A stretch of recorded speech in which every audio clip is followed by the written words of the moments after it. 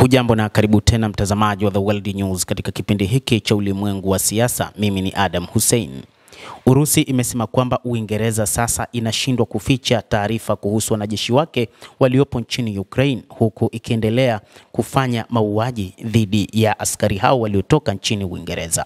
Waziri wa mambo ya kigeni Sergei Lavrov amesema kwamba London imekiri kuhusika moja kwa moja katika vita hivi, na Urusi kupitia majeshi yetu tutaendelea kuwashughulikia wanajeshi hao wa London. Hata hivyo, siku ya Alhamisi ilitangazwa kwamba moja kati ya wanajeshi kutoka nchini Uingereza ameuawa nchini Ukraine katika mashambulizi yaliyofanywa na Urusi.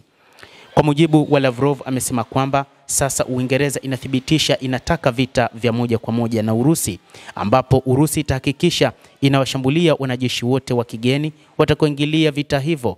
Na kwa sasa mpango wa Urusi ni kuhakikisha wanajeshi wote ambao si raia wa Ukraine ambao wataingia katika vita hivyo kukiona cha moto. Urusi itatoa hitimisho linalohitajika baada ya London kukiri kwamba ina wafanyakazi waliohusika katika mzozo wa Ukraine. Waziri wa mambo ya kigeni Sergei Lavrov amesema mapema wiki hii London ilikubali kwamba askari wa miavuli wa Uingereza wamekuwa wakifanya kazi nchini Ukraine baada ya kuthibitisha kwamba askari wa Uingereza aliyekufa huko ni raia wao.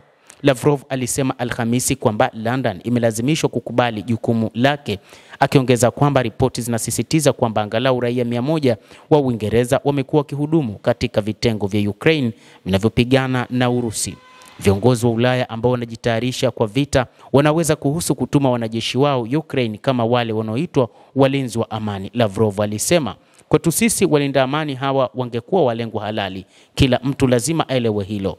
Wizara ya Ulinzi ya Uingereza ilithibitisha mnamo Jumanne kwamba Koplo George Hurley wa kikosi cha parachute aliuawa katika ajali mbaya zaidi ya mashambulizi yaliyofanywa na vikosi vya Urusi huko nchini Ukraine, akijaribu mfumo mpya wa ulinzi mbali na mstari wa mbele wa vita.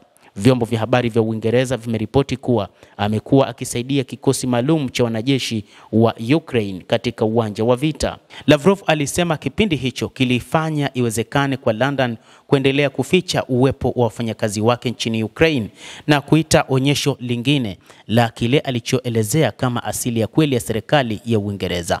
Hata hivyo, Lavrov ameeleza wazi akisema kwamba hiki ni kipindi ambacho nchi za magharibi zinajifunza vita na namna ya kupigana na Urusi, lakini watambue kama hawatoweza kupigana na Urusi. Kwa mujibu wa shirika la habari la BBC, tukio hilo haliaminiki kusababishwa na moto mkali, huku Telegraph ikinukuu chanzo cha utetezi kikisema kuwa ni tukio la kwanza la mauaji ya kijeshi ya Uingereza nchini Ukraine. Hata hivyo, London ilikubali mwaka uliopita kuwa idadi ndogo ya wafanyakazi wake walikuwa wakihudumu katika majukumu ya usaidizi nchini Ukraine. Kituo cha Telegraph cha Urusi ambacho kinaangazia mzozo huo kimedai kuwa takribani wanaume 99 wa Uingereza na mwanamke mmoja ni sehemu ya jeshi la kimataifa la ulinzi wa eneo la Ukraine. Shirika la habari la The Guardian limeripoti wiki hii likieleza idadi ya wafanyakazi wa Uingereza nchini Ukraine haifikiriwi kuzidi 100. Uingereza imekuwa mojawapo ya wasambazaji wakuu wa silaha wa Kiev, na zaidi ya askari 56,000 wa Ukraine walifunzwa chini operation iliyofahamika kama Interflex inayoongozwa na Uingereza. Moscow inashikilia kuwa uwasilishaji wa silaha za magharibi, programu ya mafunzo ya kutumwa kwa wafanyakazi wa kigeni kufanya mataifa hayo kuwa washiriki wa kweli katika mzozo huo, na imeonya mara kwa mara kuwa inawachukulia wanajeshi wote wa kigeni katika ardhi ya Ukraine kama walengwa halali katika uwanja wa vita. Endelea kutufuatilia mtazamaji, na kusihi usisahau kulike, usisahau kucomment, kadhalika na kusubscribe channel yetu hii. Mimi ni Adam Hussein, endelea kuwa nasi wakati wote, endelea kutufuatilia, utajua mengi yanayojiri katika ulimwengu kupitia The World News.